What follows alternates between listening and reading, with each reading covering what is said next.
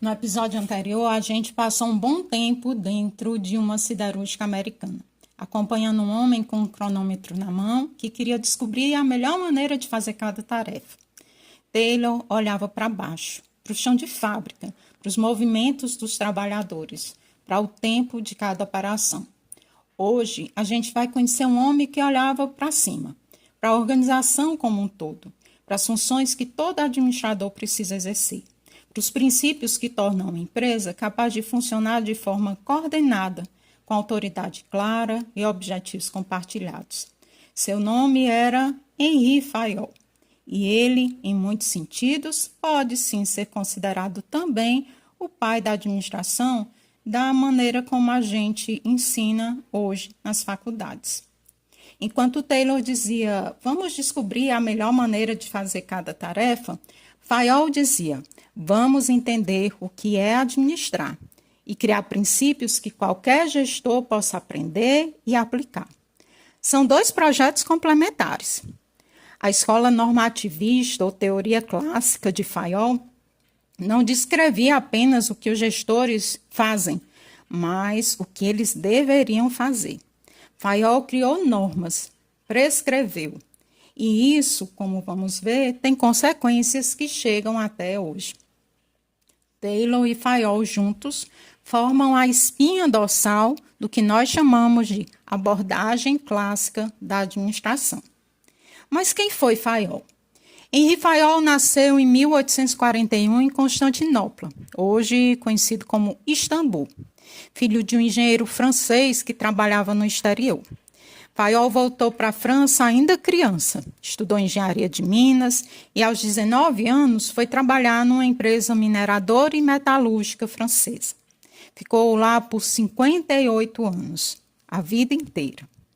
Quando ele assumiu a direção da empresa em 1888, a empresa estava à beira da falência. Quando Fayol se aposentou, a empresa era uma das mais sólidas e respeitadas do setor na França. Foram 30 anos de transformação.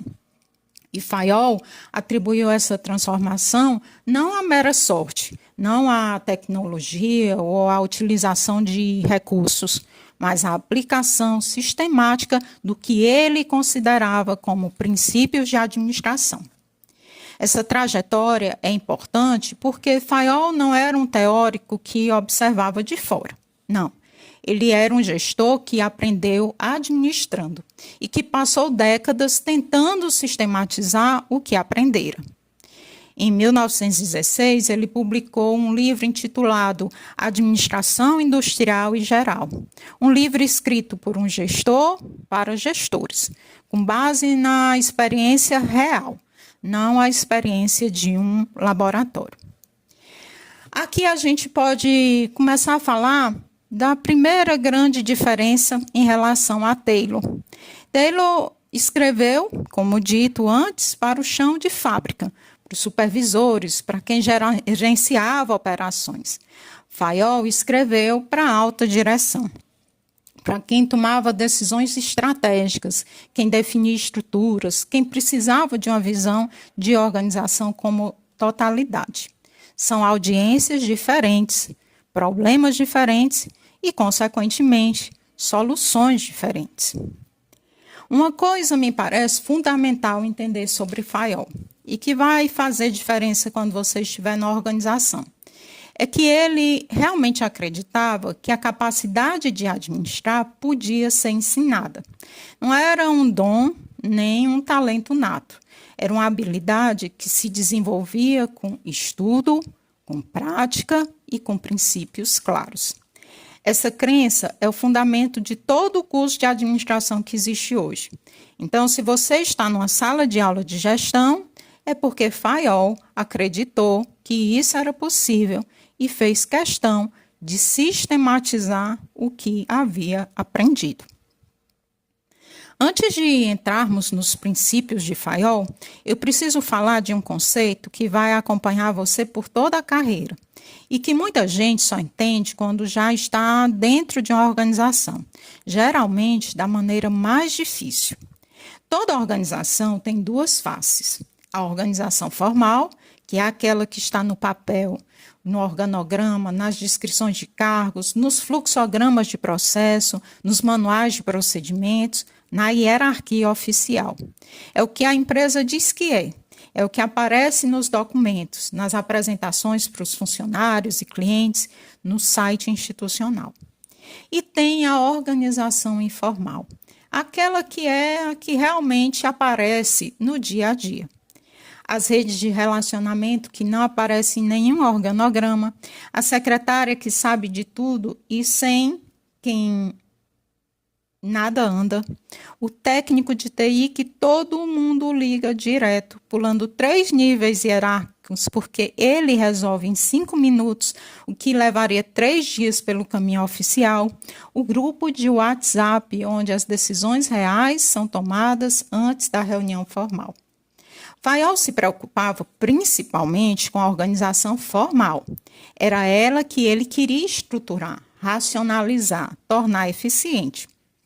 Mas foi Elton Maio, que a gente já mencionou em episódios anteriores e que vamos ver em próximos episódios, quem chamou a atenção para o poder da organização informal. E a realidade, como sempre, está no meio. As duas, organização formal e informal, existem simultaneamente em qualquer organização. E o bom administrador precisa reconhecer e saber navegar nas duas.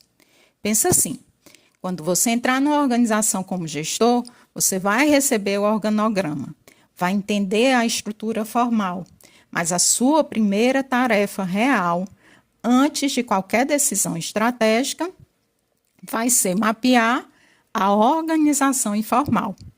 Quem realmente influencia quem? Quem tem um conhecimento que não está documentado?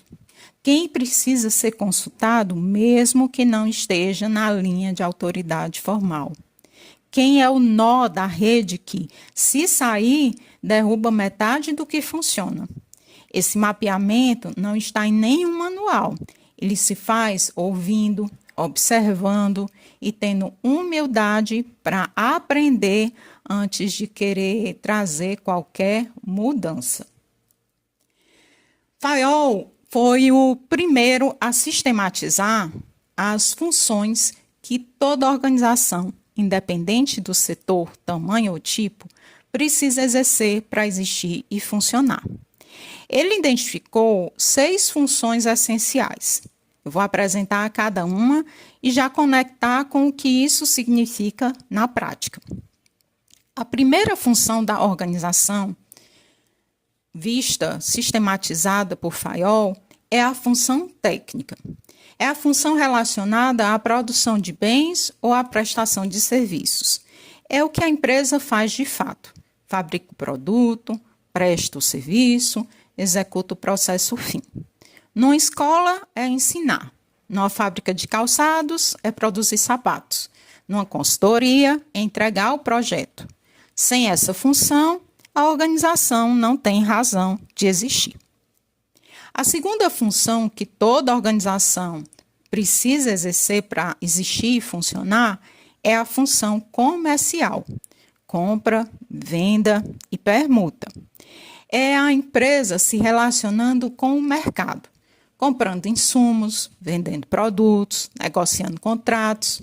Hoje é o que nós chamamos de marketing e vendas, mas a essência é a mesma: conectar o que a empresa produz com quem vai consumir. A terceira é a função financeira: gestão de capitais, investimentos, pagamentos. É a empresa cuidando do dinheiro, de onde vem, para onde vai, como se garante que há recursos para operar e para crescer. Uma organização tecnicamente excelente e comercialmente bem-sucedida pode falir por má gestão financeira. E isso não é incomum. É mais comum do que parece. A quarta é a função de segurança, proteção de bens e pessoas. Na época de Fayol, isso significava proteção física. Hoje se ampliou para incluir segurança do trabalho, segurança da informação, gestão de riscos, compliance. É a função que garante que a organização não se destrói por dentro. A quinta é a função contábil, registros, balanços e até estatísticas. É a memória financeira da organização. É aquilo que permite saber onde se está, de onde se veio, para onde se vai. Sem uma contabilidade confiável, qualquer decisão financeira pode ser um tiro no escuro. E a sexta função, a que Fayol considerava a mais importante e que na época era mais negligenciada, é a função administrativa. É sobre ela que ele vai dedicar a maior parte do seu trabalho, porque Fayol observou que nas organizações da sua época haviam excelentes técnicos, bons comerciais, competentes financistas, mas havia uma carência brutal de administradores, de pessoas capazes de coordenar todas essas funções em direção a um objetivo comum. E foi para preencher essa lacuna que ele desenvolveu a sua teoria. E agora nós então chegamos num dos legados mais duradouros de Fayol, as funções do administrador. Você provavelmente já deve ter ouvido falar. Fayol identificou 5 funções que o administrador precisa exercer: prever, organizar, comandar, coordenar e controlar. É o famoso POCCC. Com o tempo, essas 5 funções foram sendo reinterpretadas e simplificadas. Comandar e coordenar se fundiram no que hoje chamamos de dirigir, e prever se transformou em planejar. Surgiu então o PODC: planejar, organizar, dirigir e controlar, que você já até ouviu em episódios anteriores e que é o esqueleto de qualquer curso de administração no mundo. Mas vale entender o POCCC original, porque ele carrega algumas nuances importantes. Prever ou planejar é antecipar o futuro e traçar um programa de ação. Para Fayol, prever não era apenas fazer um plano bonito. Era um exercício mental de imaginar os cenários possíveis, identificar os recursos disponíveis e traçar o caminho mais inteligente. E aqui já aparece uma reflexão prática. O administrador que não planeja está sempre em modo de reação. Ele resolve o problema de hoje sem se preparar para o problema de amanhã. E esse ciclo é esgotante, mas é evitável. Organizar é constituir o duplo organismo material e social da empresa. É estruturar recursos humanos, materiais, financeiros, para que o plano possa ser executado. É definir quem faz o quê, com quais recursos e em que estrutura. Uma empresa pode ter o melhor plano do mundo e falhar na execução porque a sua estrutura não suporta aquilo que foi planejado.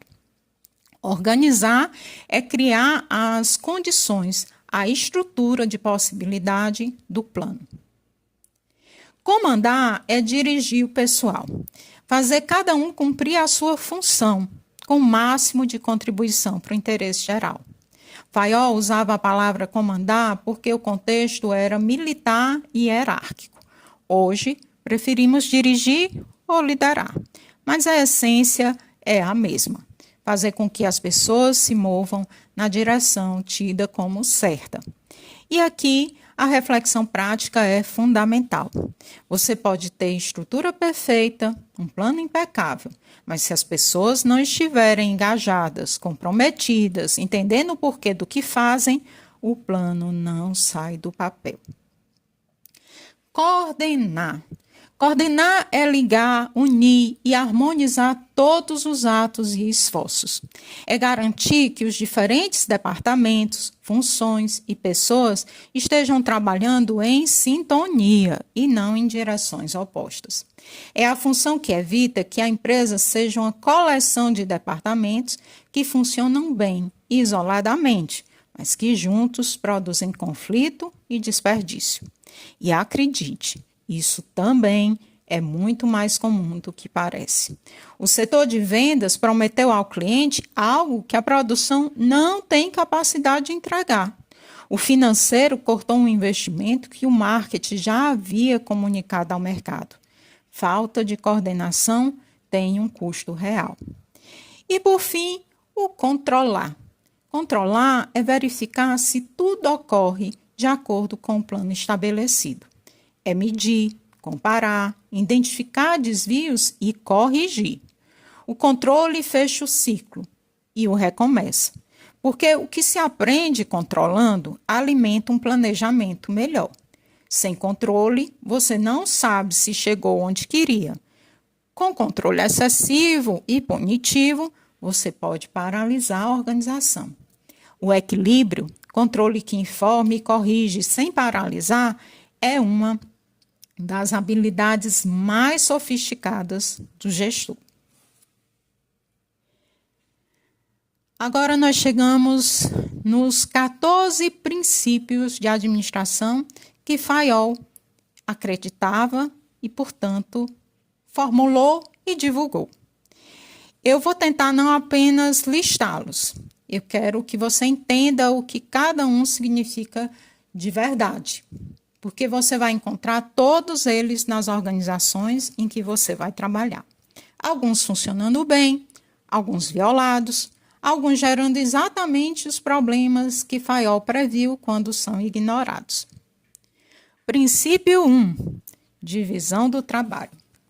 Especializar as pessoas em tarefas específicas aumenta a eficiência e a qualidade. Quanto mais você faz a mesma coisa, melhor você fica nela. Isso vem diretamente de Taylor, e Fayol concordava. A reflexão prática. Divisão excessiva do trabalho cria especialistas, mas especialistas que tendem a não entender o todo. E aí a coordenação falha.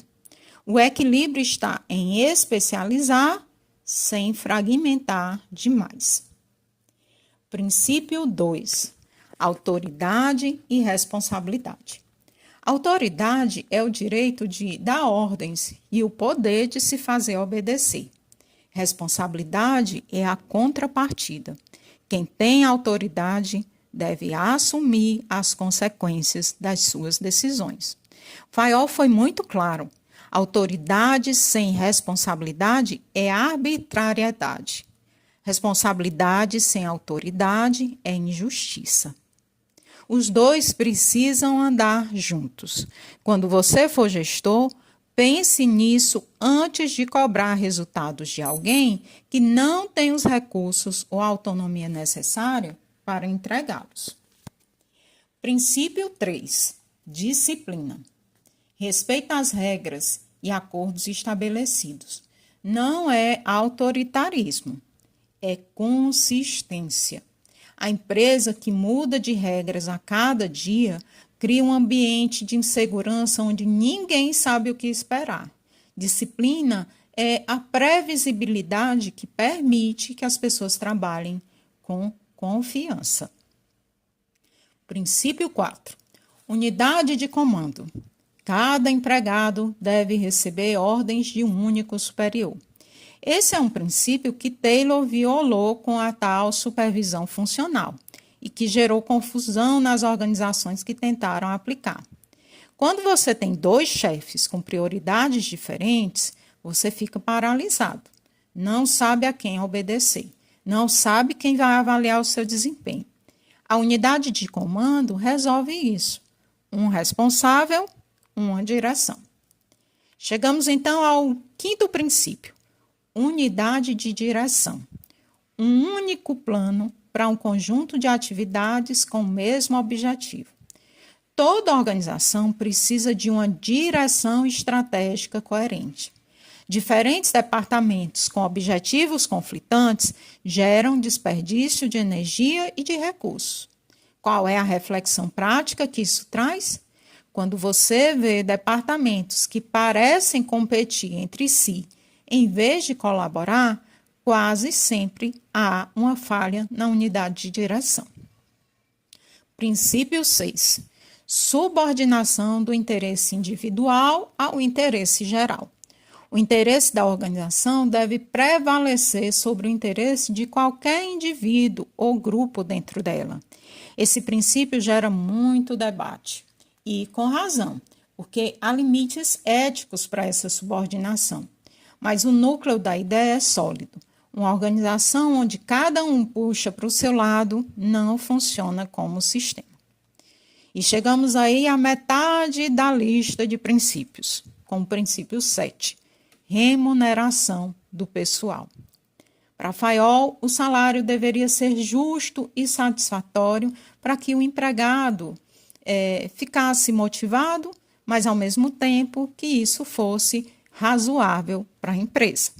Fayol reconhecia que remuneração inadequada destruía o comprometimento e complementava. Não é só quanto se paga, mas como se paga. Os sistemas de remuneração têm que ser percebidos como justos. Percepção de injustiça salarial é um dos maiores geradores de desmotivação, mesmo quando os salários são objetivamente razoáveis. Princípio 8. Centralização. Toda organização tem um ponto central de decisão. A questão não é se centralizar ou descentralizar, é encontrar o grau certo de descentralização para cada situação. Decisões estratégicas tendem a ser mais centralizadas. Decisões operacionais tendem a ser descentralizadas. O erro é centralizar tudo. O gestor afoga nos detalhes e a equipe perde autonomia. Ou descentralizar tudo, porque aí perde-se a coerência e o controle. Chegamos agora ao princípio 9, hierarquia. A cadeia de autoridade que vai lá do topo até a base da organização. Fayol defendia que a hierarquia deveria ser respeitada, mas não de forma rígida ao ponto de impedir a comunicação necessária. Ele propôs a chamada passarela de Fayol, ou ponte de Fayol. Quando duas pessoas no mesmo nível hierárquico, mas em departamentos diferentes, precisam se comunicar com urgência, elas podem fazê-lo diretamente, sem subir e descer toda a hierarquia, desde que seus superiores estejam cientes. É pragmatismo dentro da estrutura. Princípio 10. Ordem. Um lugar para cada coisa e cada coisa no seu lugar, tanto materialmente quanto socialmente. Ordem material é a organização física do espaço de trabalho. Ordem social é ter a pessoa certa no lugar certo. Colocar alguém numa função para a qual não tem competência ou perfil é uma falha de ordem social. E isso gera problemas que nem os melhores processos do mundo resolvem. Princípio 11. Esse eu particularmente gosto bastante. Equidade. Trato justo e benevolente com os empregados. Fayol usava a palavra equidade para distinguir de igualdade. Não se trata todo mundo exatamente da mesma forma, porque as situações são diferentes. Trata-se cada um com justiça em relação à sua situação. É um princípio que demanda sensibilidade e que os melhores gestores exercem isso de forma quase intuitiva. Princípio 12. Estabilidade do pessoal. Alta rotatividade é cara e prejudicial. O novo empregado precisa de tempo para aprender, adaptar-se e produzir com excelência. Demitir e contratar tem um custo financeiro e tem um custo de conhecimento também. Organizações que tratam pessoas como peças descartáveis pagam um preço alto em cultura, memória organizacional e também qualidade. E aqui vai uma reflexão direta. Gestores que retêm talentos são mais valiosos do que gestores que produzem resultados de curto prazo às custas de queimar a equipe. Não esqueçam disso. Princípio 13, estamos quase lá. Princípio da iniciativa.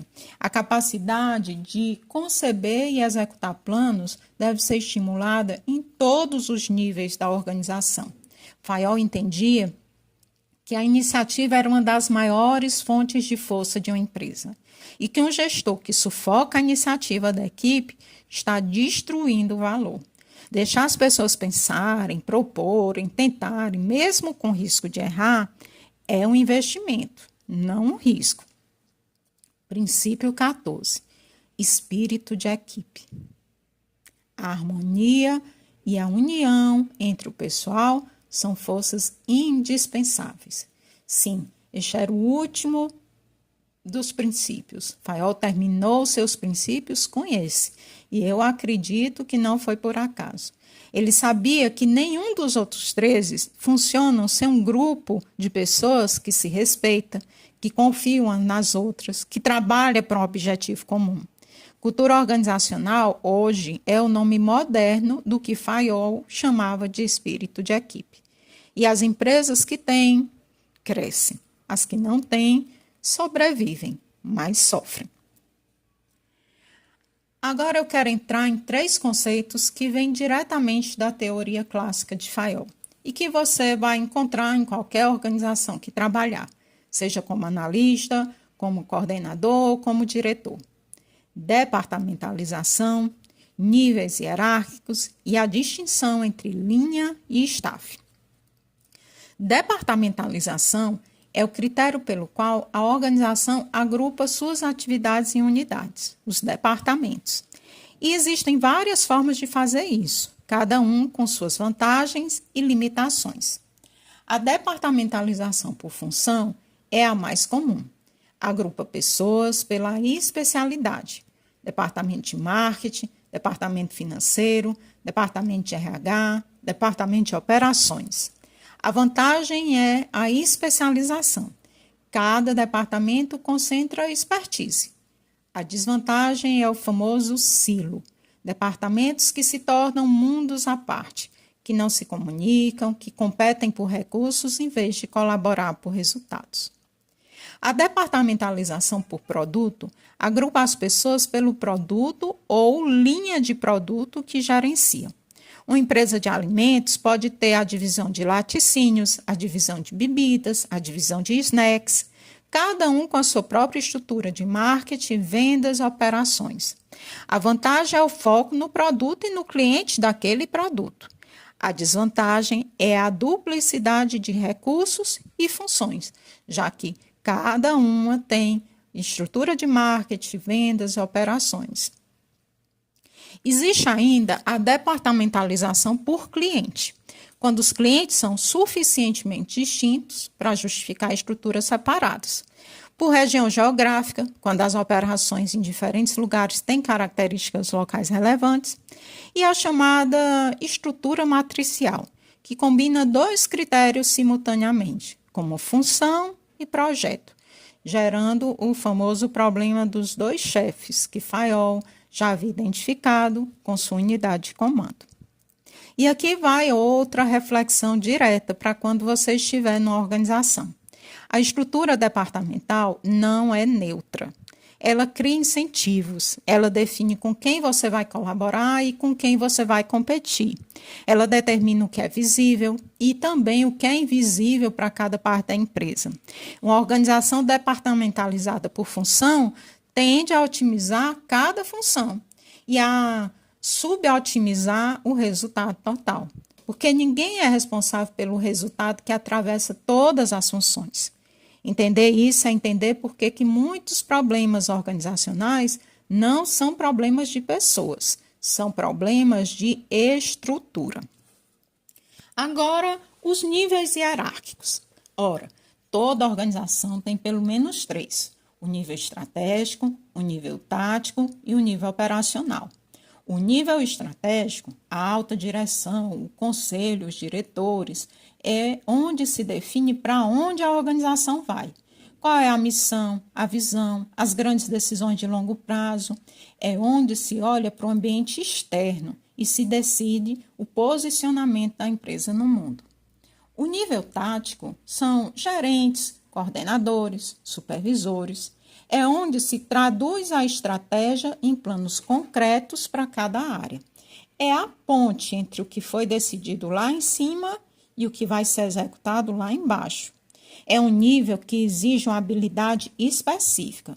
Conseguir entender a linguagem da estratégia e traduzi-la para a linguagem da operação e vice-versa. E o nível operacional, formado por técnicos, analistas, assistentes, operadores. É onde o trabalho acontece de fato. É onde o produto é feito, o serviço é prestado, o cliente é atendido. É o nível mais próximo da realidade da organização e, paradoxalmente, o mais distante das decisões estratégicas. Essa distância, quando é grande demais, gera desconexão. Estratégias que não são implementadas porque querem executar ou quem as executa não as entende ou não acredita nelas. E, por fim, a distinção entre linha e staff, que é uma das mais úteis para entender o funcionamento das organizações. As unidades de linha são aquelas que estão na cadeia de comando direta, responsável pela execução das atividades fins da organização. Numa empresa de manufatura, produção é unidade de linha. Numa escola, os professores são linha. A unidade de staff são de assessoria e apoio. Não tem autoridade de linha, mas tem autoridade de especialidade. O departamento jurídico, por exemplo, não manda no departamento de vendas, mas quando o jurídico diz que um contrato tem problema, é bom que você ouça. O RH, se for tido como uma assessoria, ele não vai comandar a fábrica. Mas quando o RH diz que uma prática está criando um risco trabalhista, você considera. Staff é influência, não comando. E a tensão entre linha e staff é uma das fontes mais ricas de conflito organizacional, que um administrador bem formado precisa saber, entender e navegar. Agora que a gente conhece bem os dois, vamos colocar Taylor e Fayol lado a lado. Não para escolher aqui um vencedor, mas para entender o que cada um viu e o que cada um não viu. Taylor olhava para baixo, Fayol olhava para cima. Taylor estudou o chão de fábrica, os movimentos dos trabalhadores, o tempo de cada tarefa, a eficiência dos processos operacionais. Fayol estudou a direção, as funções do administrador, os princípios que tornam a organização coerente, a estrutura que permite que diferentes partes funcionem como um todo. Taylor propôs que a ciência substituísse o empirismo na execução. Fayol propôs que a ciência substituísse o empirismo na gestão. Os dois acreditavam que a administração poderia ser sistematizada, ensinada e aplicada com rigor. Nesse sentido, são aliados. Mas as diferenças são significativas.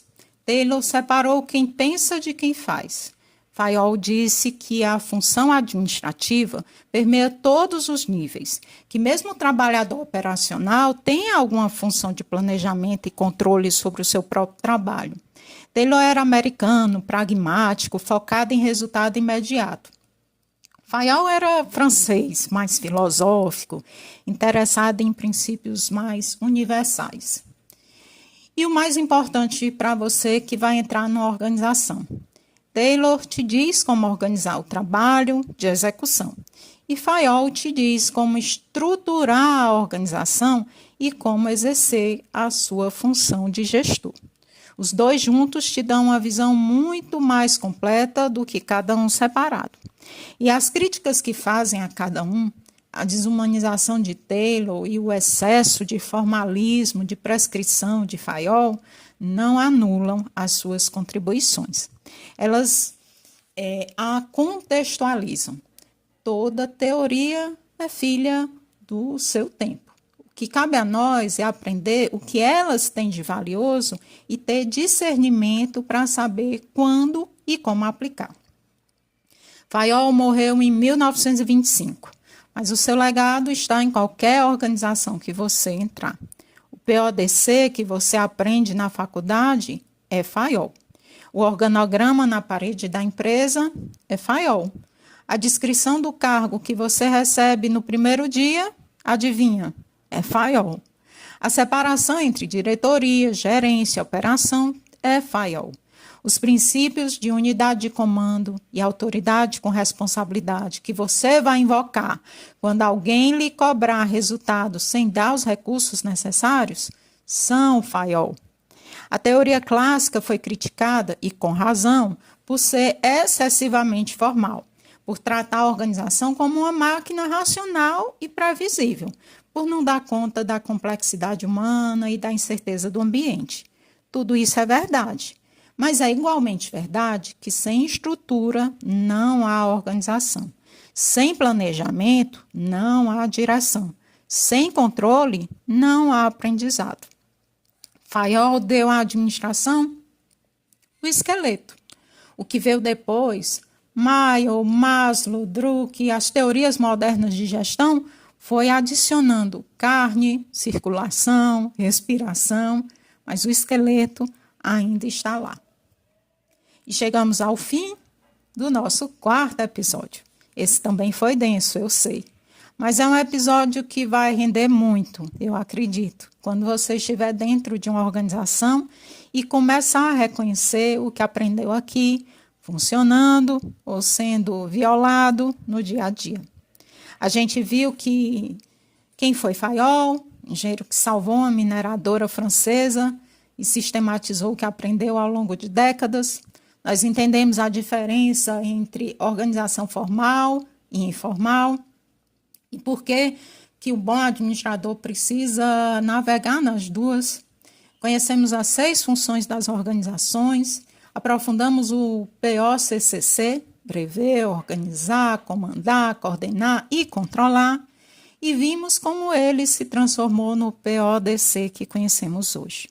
Percorremos os 14 princípios de Fayol, um a um, cada um com a sua reflexão prática. Entendemos departamentalização, níveis hierárquicos, a distinção entre linha e staff e colocamos Taylor e Fayol lado a lado para entender como os dois se complementam. No próximo episódio, a gente dá um passo adiante, porque depois de Taylor e Fayol, com toda a sua racionalidade e formalismo, veio outras pessoas que tentaram confirmar os princípios científicos, mas acabaram saindo com ideias completamente diferentes. O nascimento de uma administração, de uma escola inteira dedicada a colocar o ser humano no centro da administração. Vai ser uma boa prosa os 3 episódios seguintes. Até a próxima.